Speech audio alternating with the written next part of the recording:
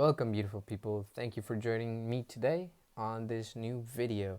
Right, today we're gonna go over through how is it that we're gonna trick our brain to do, the hard things in life. You know, so today I'm gonna share a three-step process for you to implement to your life so that you can really trick your brain into changing, doing the hard things in life. Right. But before we do that, we do have to address into the fact of, why on earth do we even want to do hard things, right? So we're just going to have a little talk, and we're going to go over the three main steps, all right? So don't forget to leave a like, comment, and subscribe if I was able to earn that, okay? So let's go into the video, right? Now we have to go into the addressing, why on earth do we want to do, hard things? Or why is it so hard to do the hard things in the first place? Well, it's very simple, right? Why is it simple? Because doing the easy things and doing the hard things, we have to understand what's the difference between that. The difference between doing the easy things is that they're very easy to do because they reward us instantaneously compared to doing the hard things. The hard things, they reward us but not instantaneously, right? And that's why it's so hard sometimes to do the hard things, because we feel at that moment that we're just not getting anywhere, and why are we even doing this, right? So we have to go back on, we have to understand before we tackle down what we're going to tackle, right? Before we tackle it, we have to understand it. There we go. Okay, so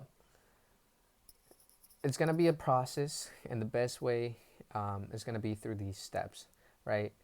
The first thing is that we have to change our mindset of ourselves. Then we're going to go into, being specific about what we want, because if we don't, then the cost is pretty high.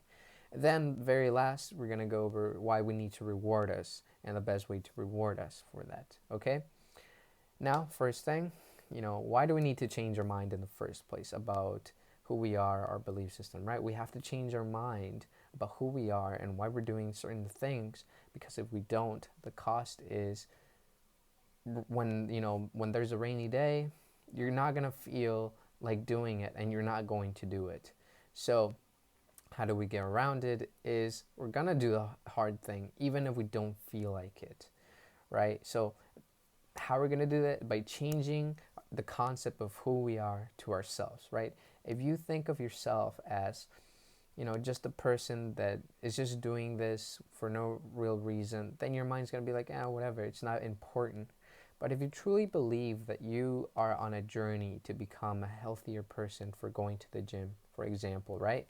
Well, your mind's going to, when that rainy day comes, your mind is going to work with you in saying, well, what do we even want to, by providing the answer, right? By providing the answer to the question of why are we even going to the gym?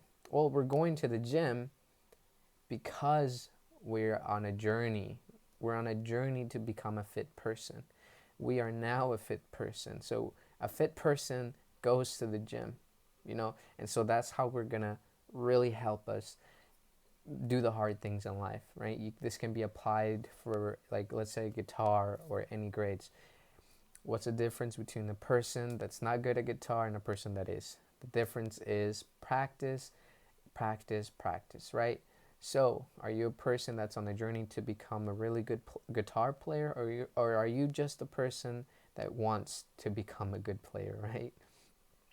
You have to denote that difference between who you are and who you believe you are. If you believe you're a person that is on a journey, then there's no doubt. There's no doubt the fact, why are you even playing? Well, I'm playing it because I want to become a good player, because I want to better myself.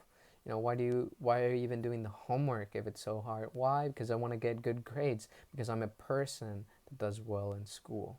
Right? When you start believing or changing your perspective of who you are, is the moment where you start to really, where your mind starts to help you do the hard things that you don't want to really do, right? So we have to do that. So how are we going to do this? Again, just do that. Just go with your mind. what's your goal? If you're so say your goal, right? So if your goal is, becoming or losing some weight, okay, we're losing some weight. Why do we even have to lose some weight? We're pretty okay as we are. Well, are you, right? You have to, kind of negotiate with yourself. You have to tell yourself, well, we want to lose some weight to become healthy, to look better, feel better. Okay, all right. So what does that imply? That implies that we have to become a person that, goes on a journey to become healthy, and a person that's in that journey works out, right? You have to really do those conditionals. And you can apply this pretty much to almost anything. Okay? Now, the second thing is being specific about what you want, right? And really reaching those goals, because it's going to make it so much easier for you. If you leave ambiguity in, like, for example, just saying, oh, I want to lose some weight, well, your mind's not going to really have anything to work with that, and it's just going to assume the easiest route out of that, right? So you have to really specify. Rather than saying, I want to lose some weight, you have to say, well, I want to lose 30 pounds by a certain date, right? A really good way or format is SMART goals. SMART goals, right?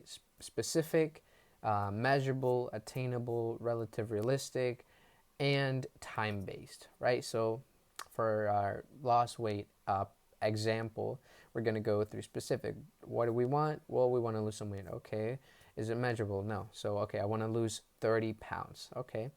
Is it attainable? Yeah, of course it is. Is it relevant and realistic? Yeah. Is it time-based? No. Okay, well, let's add a time base to it.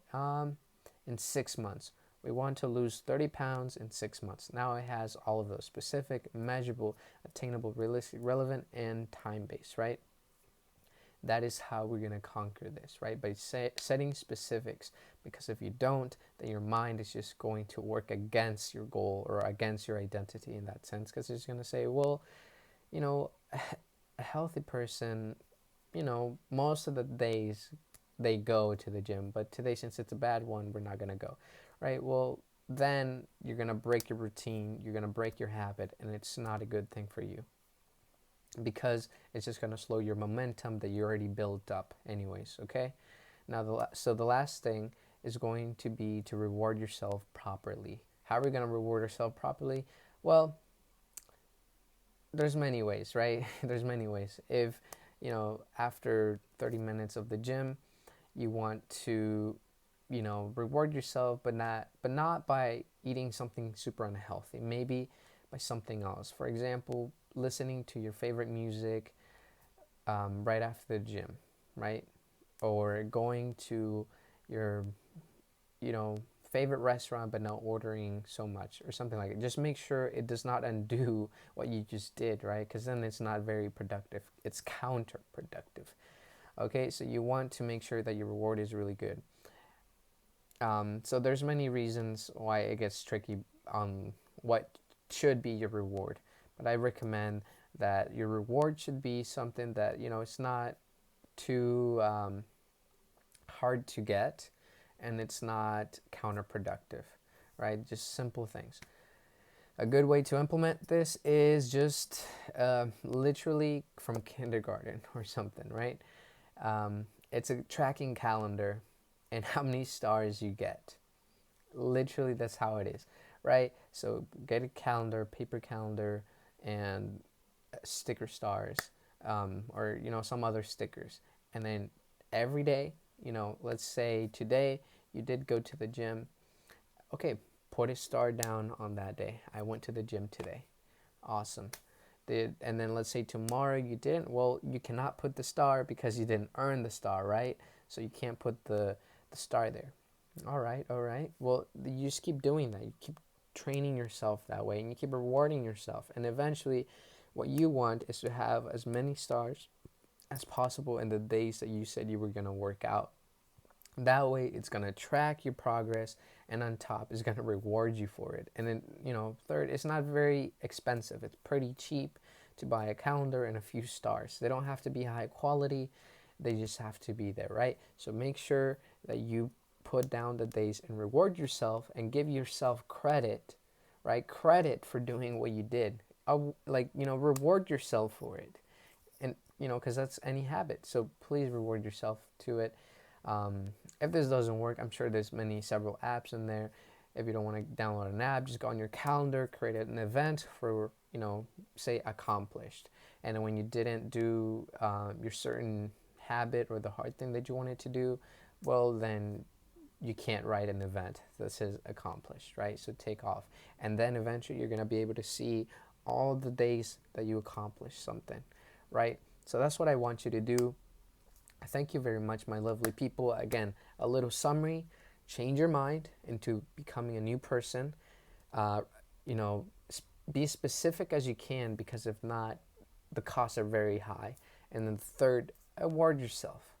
Award yourself. It's going to help you stay motivated. It's going to trick your brain into thinking that you did something and it'll reward you instantaneously, and it was easy, right? So thank you very much, my lovely people. Please leave a like, comment, and subscribe if I was able to earn that.